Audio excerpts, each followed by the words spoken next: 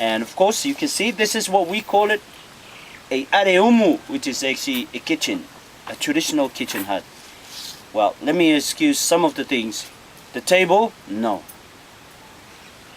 It's none. We sit on the ground. So this is what you have to make yourself comfortable, just to give you an idea. But the structure, yes. Where people live is actually in the interior of the island. They don't usually live on the coastal area.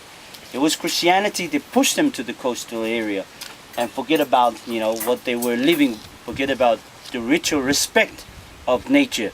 That's why we're cleaning our land like this. I'm disappointed to build on this side because there wasn't any tree. Because colonial in early 19th centuries, they came and cleaned some of the area to export a lot of bananas to New Zealand. That's why we're bare. No native trees were existed nowadays on the island, but on the south side there is. So the structure, as you can see, the pitch is very important. So the only thing we change in this area is actually the table and the earth oven. The earth oven is supposed to be here, and of course the pitch allow the smokes to go inside here to preserve everything. Reef shoes, fishing basket. We're about to make it now because my mom is arrived from Australia. She's got that talented. I research everybody here. Not many knows about these traditional things. So that's quite important for me to continue that here. So those are the things are in here to preserve it. Reef shoes made out of hibiscus bark, and also some bait, which is the ink of the octopus. They actually in the bag, what they do is they pull it out and they hang it around here. A good bait to fish for parrotfish here on the island. So easily, because all you have to do, you don't hook it up, you just put it on, make it smell. So it's just that smell. Just dip it in and actually throw the hooks itself into the water. They actually bite it because of that strong smell on it. So that's the only things that change. But the whole concept is actually built the traditional way. I live in this hut with my grandfather and actually grandmother. That's where my backgrounds come from. It's the living. It's what we used to live in. I eat what they actually provide me, and I learn the shelter what they provide me. Now, if I use this with a 4x4, it takes me about 2 weeks. 2 weeks, 3 weeks I build it. But it takes me 3 months to build it. Because building a traditional building is an art. It's not something that you actually look on the plan. It's an art. As you can see, use all the plant, the branches, and then actually the awkward.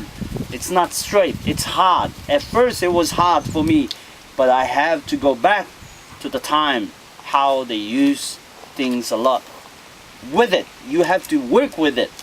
So it's always been like this. The only thing's disappointing is that the lashings is we are all on the island here. We don't know about lashing, but I know the materials is made out of coconut fiber. So those are the things that we need to lash it, to learn how to lash a lot of things on the island. But the thatchings, it's easy, which is actually a lot of female do that, and also male as well. So these are the structure, the ancient structure that I'll try to build, and of course to make sure that we continue for generations to come. So, and also the gravels is always like that. On the excavations with my professor, we saw so many things like this, and it helps to build a structure of a house closer to the traditional method. Closer, very close. I would say what we are now, it is actually 96% the exact to the time of my ancestor, especially the structure and of course the way they built in ancient culture. Just some minor things like lashings and ropes that we need to build that. We need to actually start making that so we actually continue.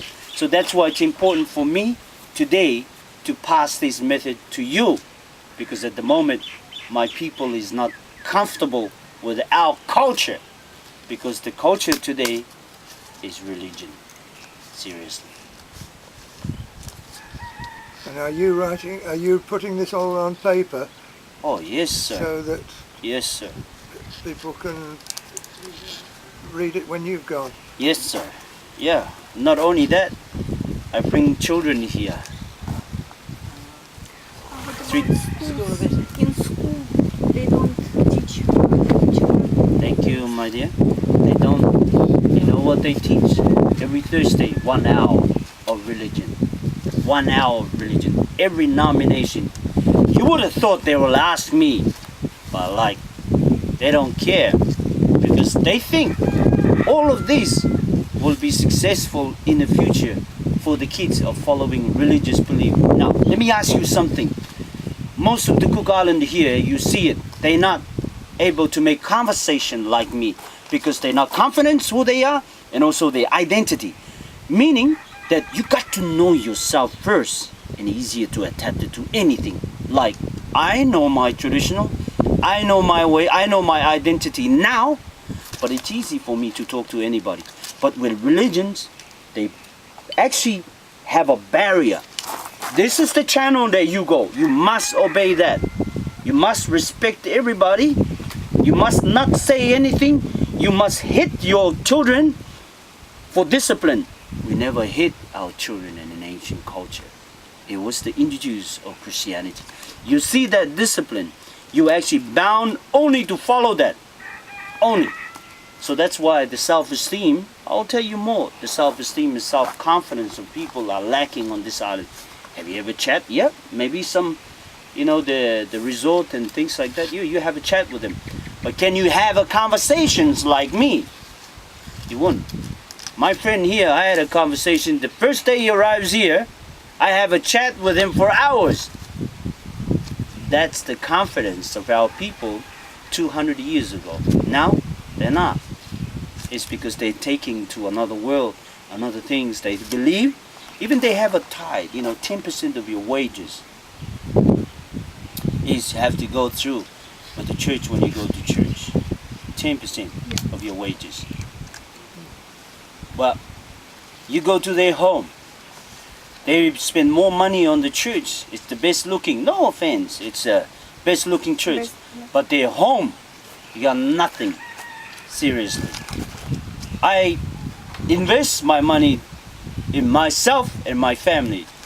And I'm living comfortable like ancient culture. We got the plant, we got everything too.